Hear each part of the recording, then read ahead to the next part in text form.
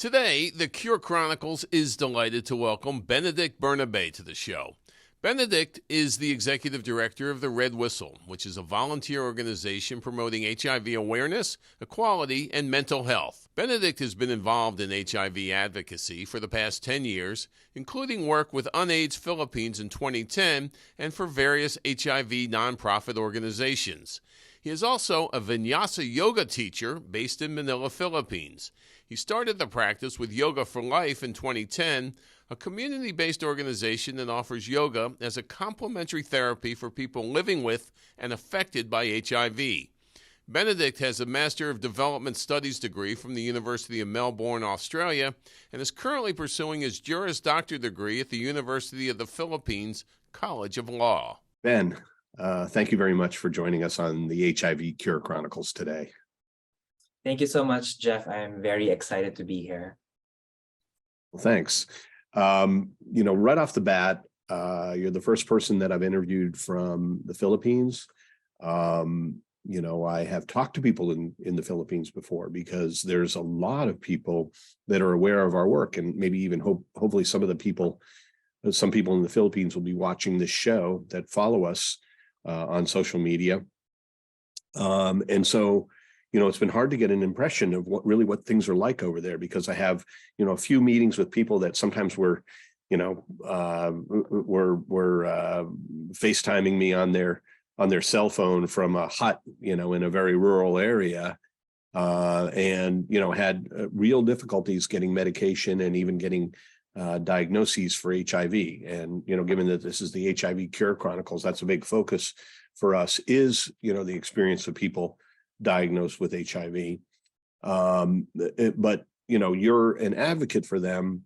But interestingly enough, you're one of the rare people that I have interviewed that is not living with HIV themselves, that is putting this kind of effort into, reducing stigma and, helping people to find treatment, while also, working on a lot of LGBTQ rights and awareness and stigma reduction there. So you have an amazing, scope of work that you do. But what inspired you to jump into this, and how did you end up involved with all of these initiatives? You know what, Jeff? I think it's a very common story in the HIV advocacy that we always come into the advocacy because there's someone close to us who got infected with HIV. And in my case, and in the case of the Red Whistle, which really started out as a group of friends, our friends started getting infected with HIV around the early 2010s, the late 2000s, pretty much in the same way like how it happened in big cities in the US, like in the 1980s, like New York or San Francisco or like Sydney or London. Suddenly you have many of your gay friends getting infected with HIV and not knowing, where to go or what to do. And the only people you have are your friends. So that really is a very, a very basic need, because for us, we want our friends to survive and we want our friends to, to live a good life. And sadly, not all of them got the treatment, or not all of them got the testing in time. So that's why we started the Red Whistle back in 2011. And among other organizations, actually, there are many community-based organizations started out by our other friends focusing on other HIV-related things, like some of our friends are focused on testing and treatment. We do testing, and some of our friends do community support or community-based psychosocial support. So it really is based on friendship and based on that desire to make sure that the people that we love survive. Yeah, no, I think, there's so much power in love and empathy, and so much motivation, and also so much reward in helping other people.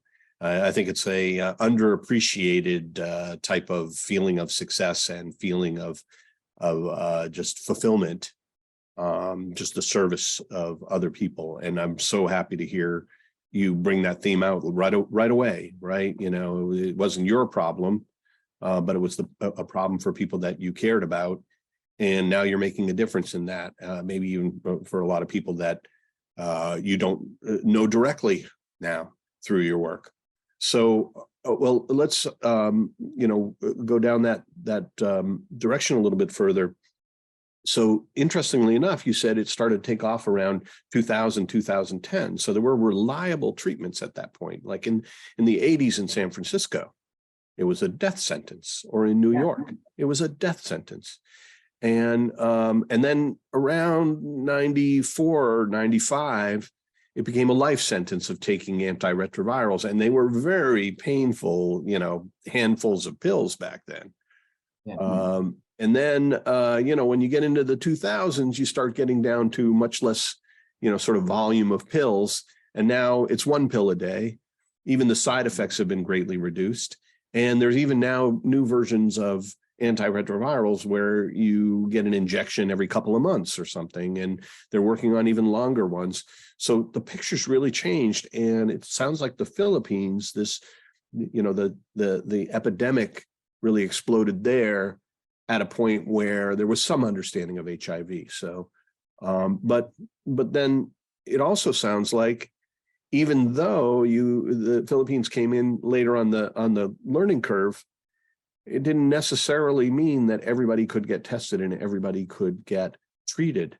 So tell me, back then, and and then coming forward till today, what's the difference for somebody living with HIV in the Philippines? What are they experiencing in terms of the pressures on their life, including, whatever you think is significant, and their ability to go ahead and become treated for this?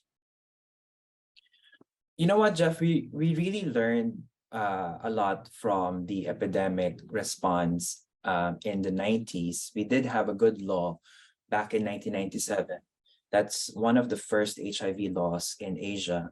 And it became like a model HIV law for lower and middle income countries. But the epidemic was focused on female sex workers and migrant workers. So the government thought that, we're getting transmission among female sex workers under control. We have a good program for migrant workers. So maybe we're doing really well. But as we know, during the 2000s to 2010s, global travel became a lot more accessible. Like with all of these, low-cost carriers, and everyone can basically go anywhere. And what we didn't anticipate was that the epidemic will shift to men who have sex with men. And I think it was going on for a good maybe 5-6 years. Maybe we started seeing the trend around 2006 or 2007. But we didn't get the full picture until around 2010, 2011, when we saw every year the number increasing by 100%. So yeah, at that point, that's when we realized that we don't have a program for gay men or for men who have sex with men. And a lot of the barriers to getting access to, number one, testing and then treatment, is the stigma around men who have sex with men, or gay men, LGBT community in general. And the Philippines is predominantly Roman Catholic country. There's a lot of there are a lot of conservative ideology behind the health programs for some time, and especially since HIV is a sexually transmitted infection, makes it a bit more difficult to introduce, interventions that are open to men who have sex with men and the LGBT community. But we've progressed a lot since that time. In the last 13 years, the progress has been amazing. It's just unfortunate that the pandemic kind of put a halt to some of that progress. But I think anywhere in the world, the pandemic caused quite a bit of a crisis in the public health sector anyway. But for example, I have access to PrEP. I am on PrEP, and it's available for free with the help of USAID. So we're trying to find ways to help people get access to PrEP for free for a long time in the future as well. Treatment is already free for people living with HIV. Testing is also free, but of course we need to get more people tested to get to the goal of the UN goal of 95% people knowing their status. But I would say in the last 10 years, it has improved quite a lot and significantly. That's fascinating that, the initial epidemic began in sex workers and migrant labor, and that the Philippine society or the government, mounted it sounds like a fairly, unbigoted and effective response. And then that they had more difficulty circling back to the gay community and men having sex with men to find a parallel solution. That is really fascinating to me, because you're sort of a study between doing it right and doing it wrong, and doing it right for the right reasons and doing it wrong for the wrong reasons, right? The need to put this into a religious perspective or whatever was delaying handling a public health crisis. And because you cannot keep that disease contained to a certain population, it is obviously going to threaten. It's a virus, and there's going to be transmission between people that are doing things that are quite natural for them to do, and that's going to move across all different sexual orientations and genders and economic classes and all those things. So this is really this is a global problem that is everyone's problem. Even the way you talk about what you're trying to achieve in the Philippines of 95% of people knowing their status, and the fact that UNAIDS is in there and trying to deliver cheap or free medication to people to reduce the spread. This is in recognition of the global impact of HIV and the fact that we are connected all as one community. In the United States, one of the problems that people face if they're living with HIV is that they're automatically assumed to have certain sexual habits, which frequently, would not be true. But at the same time, that's part of the stigma. And then there's some stigma on top of that about people's judgment of those things. So, it's really a complex situation that needs a lot of work. What about in the Philippines? Where are you in that arc? How it is, I think in the US, you have like urban areas that tend to be a bit more accepting, and maybe some of the rural areas are not as up to date with their information. But it's very similar in the Philippines, where we see a very big concentration of the HIV infection in the urban areas, and there would be some a bit more acceptance in urban areas, but there really is a lot of stigma, and I think it's really rooted on ignorance mostly, because not a lot of people get access to information about HIV. And we do have some statistics coming up among young people that their level of sexual education awareness and also HIV awareness has dropped in the last 10 years. So compared to like you expect it to go the opposite, don't you? Right? No, exactly. Yeah. So we're kind of like dumbfounded why nowadays you have more access to information, but you know less about HIV, and you know less about sexually transmitted infections.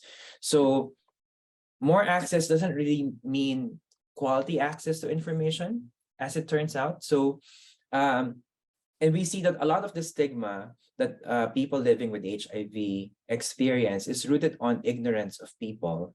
who still think that they can get HIV by sharing a space with them or having a meal with them. You will still hear of some of these cases, but in general, I think the response of people is a bit more compassionate. I would say, and we only hear those anecdotal cases of really really outright discrimination because they get reported more actively nowadays. Because of the activism of people living with HIV, we do get to address these, but it doesn't mean that they're not there silently. So I still think that there's still a lot of work to be done, especially in terms of information and education. That's fascinating. I mean, from what you're saying, I almost get a sense that the Philippines could be ahead of the United States in terms of education and, sort of compassion, empathy, support, and even, starting to break the stigma, the misunderstandings about HIV. You have this publication, The Red Whistle. You're the executive director or of that, and yeah. So I was flipping through it. It's a great looking, online publication with a lot of really interesting articles in there. Not 100% focused on, just addressing stigma directly, but more actually, normalizing it, right? Normalizing the whole, concepts of sexual identity and orientation and things like that. But anyway, great magazine that everybody should check out, redwhistle.com, right? And okay, so tell me about that publication. How did it get started? Yeah. You've been there for a while. Were you a founder or did you come in later? And sort of what's the emphasis of that work? So the Red Whistle is also an organization that I co-founded with my friend who is a photographer. His name is Nicolo Cosme, and we have a lot of common. Well, we started it because our common friends were the ones who were getting infected by HIV, and it really started out with a photo campaign. Back in I think it's before we started the organization, we have this project called the Headshot Clinic, which uses Facebook profile pictures as a way to advocate for HIV. So since Facebook started at around the same time, around 2010, late 2000s, we tried to use this this online space to make people more aware about HIV and make them feel that HIV is something that should be talked about. Because when we started, no one wants to talk about HIV at all. Like, people feel that we can only talk about HIV in hushed tones. So we really wanted to open the conversation by using art. And we also used a lot of celebrities in the Philippines because there's a very big celebrity culture, and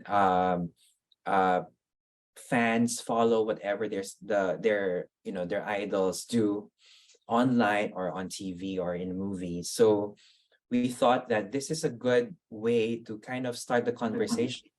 Have someone basically unassailable because they're a movie star or a TV star, and then put them on social media talking about HIV in plain language, and we'll start the conversation rolling. And we've been doing that for a long time now, for 13 years. And are you I guess you're probably seeing quite a bit of progress from that.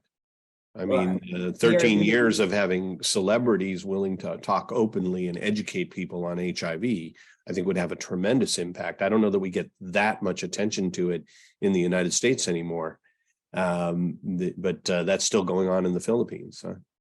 It's really amazed how much the tone of the conversation has changed around HIV, because when we started, we really can't get people to say sex on video, like, on Facebook, let alone HIV. But now, the stigma around talking about it has shifted a lot, and people are openly talking about it. A lot of people living with HIV are coming out publicly about being a person living with HIV, and I think that's a good measure of the kind of change that we want to see. And honestly, it doesn't feel like 10 years or 13 years, because I meet a lot of young people who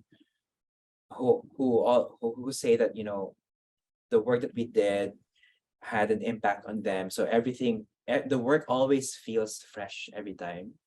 Yeah. Whenever Nice. a young person asking me about HIV, I know that the work isn't over yet, and the work feels like it's something that needs to be carried on, and there's a new element that you can always add to it.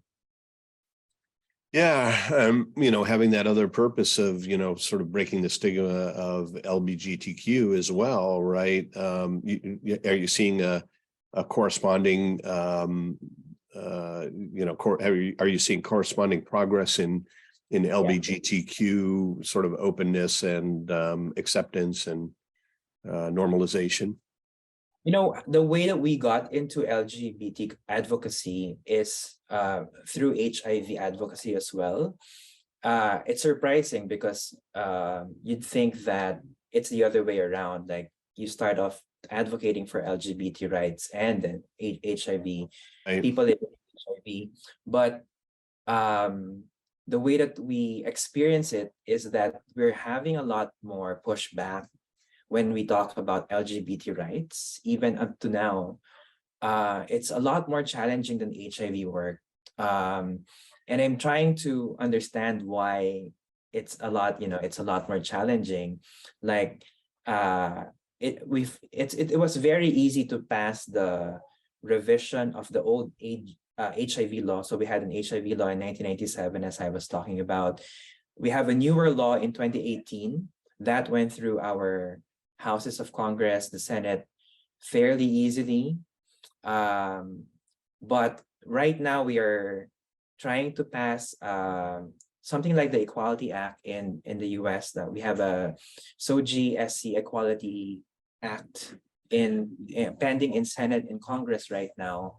And we have legislators who are also religious leaders in the House trying to push back against the bill. They've actually successfully pushed back in the Senate, and it's frustrating because we're trying to get that bill through for the last 23 years, but we still haven't gotten any progress. But in HIV,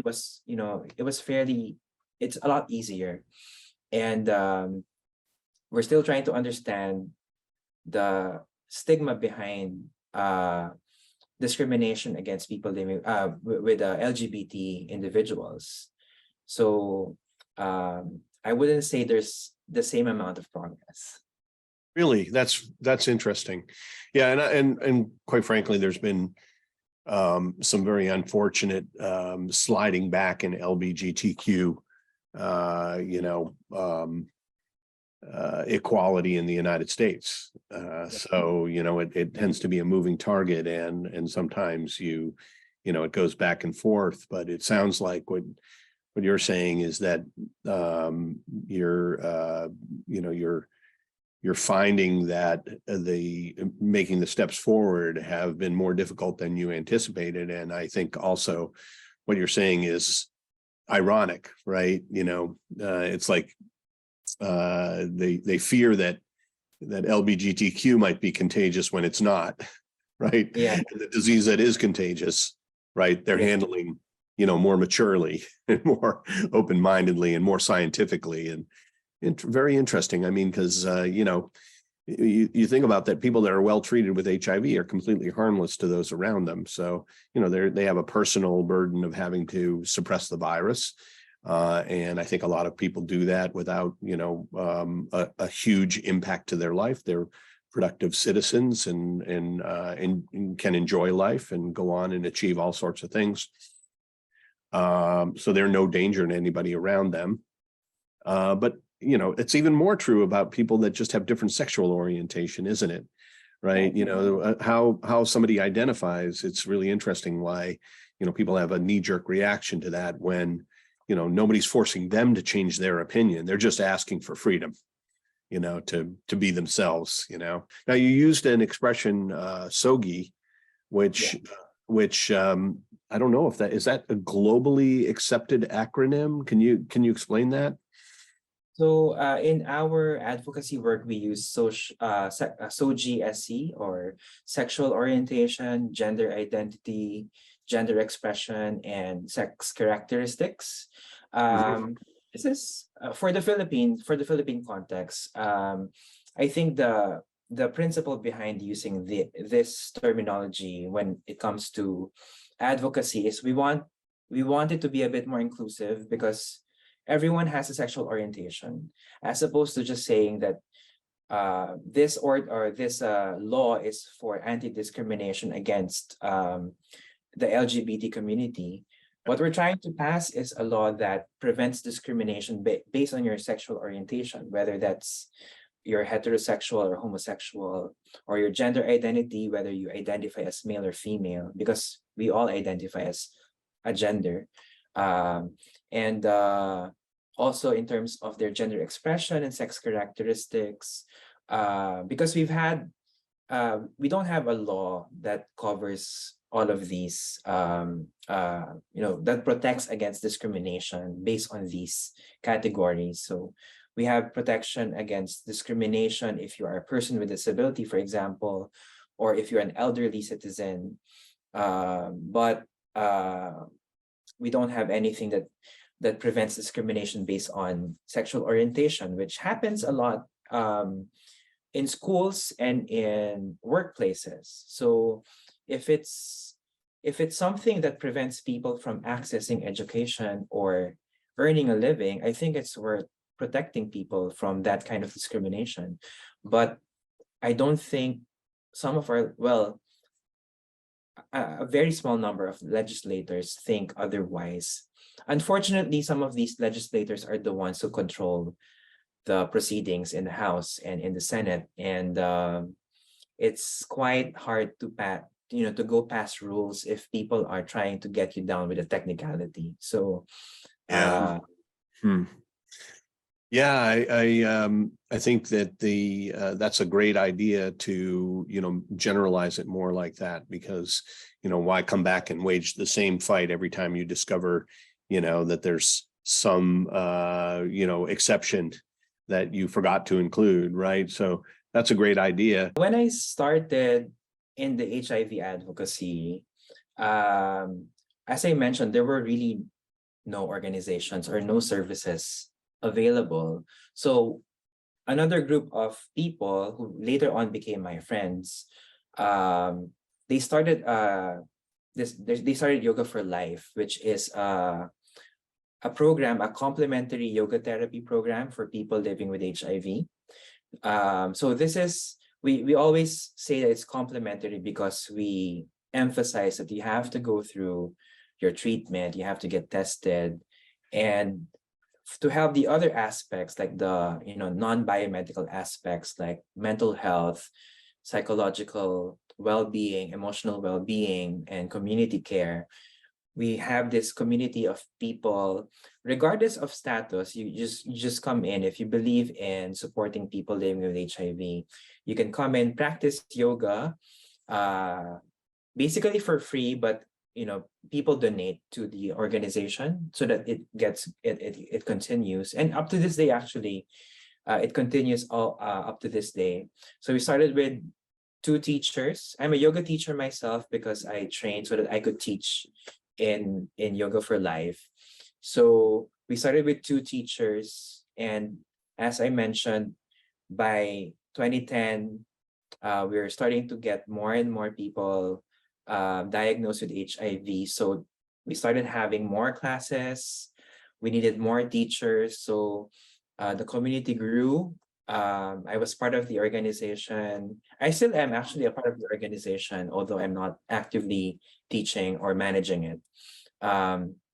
And it continues to, it continues to be an important reminder of people living with HIV are people first, and it's not just about getting them through treatment and testing and then you're done. You have a whole person behind the diagnosis, and you have to take care of the other parts of that as well. So it's actually it's very close to my heart, because when I go there, it's really about camaraderie. It's about taking care of each other, empowering people, reminding them to, you're Take care of reminding themselves. Yeah. of their own body, Right. and they are in control. They can embody themselves and be in control of their own body. Yeah, I think that's a great idea, the holistic approach to, dealing with really any challenges in life. But I think that, in HIV, the psychological burden is quite high.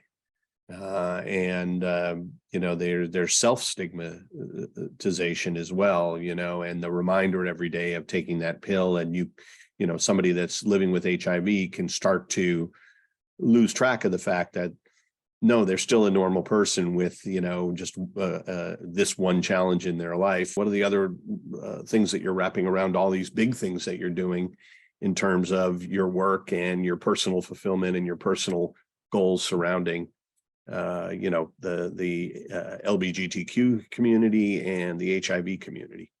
I've also done some work in helping policy change happen, in terms of making sure that the HIV legislation that we had passed in 2018 gets implemented. And part of this was very apparent during the pandemic. So our law got passed in 2018, and it was a very short runway until the pandemic happened for programs to start getting rolled out. And we saw a lot of gaps in the program during the pandemic. And one of them is to get access to treatment when you're in a lockdown. And I'm sure, pretty much the rest of the world didn't know how to do it anyway. So one of the projects that we did during the pandemic was called Oplan or Vinyasa. So that's a portmanteau between ARV and Tagalog word or Filipino word, bayanihan, which means to be a hero for someone else. So, or working together. So basically it's a volunteer run program during in the early days of the pandemic. And not sure if you still remember how it's like in early 2020 when we're all locked down pretty much. But we didn't realize that it will be a big problem if you're living with HIV and your treatment facility is in the next town or in the next city. I'm not sure how it happened in the US or in the States, but when we were in lockdown, we had like checkpoints every city. So I cannot leave my local municipality without a permit to travel. And so people living with HIV who worked in one city and lived in another, for example, they usually get their treatment near where they work because they don't want their neighbors to find out that they're getting treatment for HIV. So getting the treatment across that municipal border is one of the biggest challenges that we've had in the pandemic. It was some of them are very short distances, like 4 kilometers away from each other, but without public transport, without free access to travel, it can mean someone's life or death, or life or deterioration of health.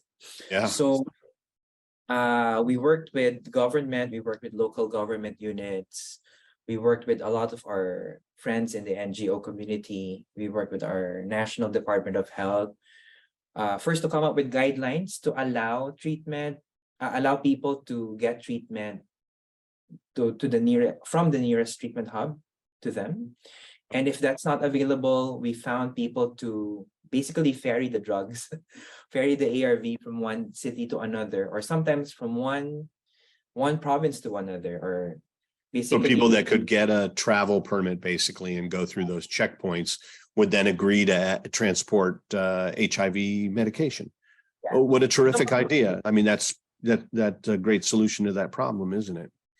And some of these people just really, I mean, they just really wanted to help. Like, they're not healthcare workers. They're not, they don't work in the public health system. They just had a car and they wanted to help. And so we got their permits to travel. We were able to get a grant so that we can give some people some gas money and reimburse them if they'll take it. But some people won't take the money.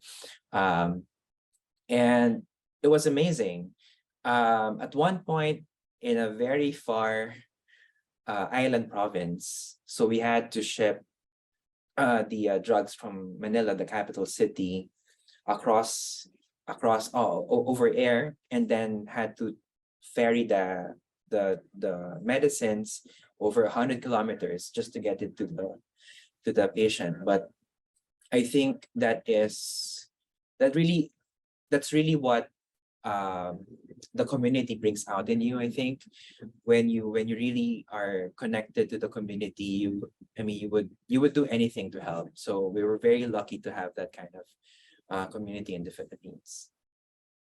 Yeah, it sounds remarkable. I mean, I got to say that this discussion hasn't, been quite like what I expected, because all of my contacts with the Philippines in the past have been people that, like I said, were in rural areas, and I did not realize how organized and how advanced, all the advocacy was in the major cities in the Philippines, and what a terrific job. I almost feel like this is a model for, areas within the United States could raise their game and be, more supportive, more empathetic, and, and to do some of the things that your organizations have been doing to improve the life of everyone, whether they're LGBTQ or whether they're living with HIV. That whole theme of love and empathy, service, and the feel good, where people don't even want the gas money for, doing this, being a hero, right, and bringing meds to people that need them. It really is remarkable to hear, the great stuff that you're doing, and I think the magazine is gives you a sense of that sophistication. When I look at the Red Whistle, you get a sense that you're not talking with an emerging market. You're really talking with a very established, developed, sophisticated audience that has a sense for art, and then the stories within that magazine deal with issues in open ways that sometimes are, like you said, are only whispered in other places, or even were in the Philippines before. So I really appreciate that perspective. I think I'm more curious than ever to come visit. So is there anything else you'd like to talk about in closing? I really appreciate all the information and perspective that you've given today, but is there anything that we missed that you'd like to talk about? I'm really in this interview, I realized that I've been doing this for some time, like 13 years, but it really doesn't feel like it doesn't feel that long, because it's always a learning journey for me and for everyone in the community. And we really appreciate how much you appreciate the work that we've done. But we're really inspired by a lot of the global movement around HIV. I mean, people in Africa who started all of the advocacy around HIV, being the most hardly hit area initially, and people in the US, in Australia, where I studied, and I learned a lot from their HIV response as well, and in Europe, and the rest of our colleagues in Asia. I mean, we're very blessed to be connected globally and learn a lot from everyone. And I also learned a lot from young people. 10 years ago, I considered myself as the young person, but nowadays I'm the one talking about, the young people from a third person's perspective. But all of these ideas that we've had, we constantly improve because of the inputs of young people. And in the Philippines, it's very important because it really is the young people who bear the burden of the HIV epidemic.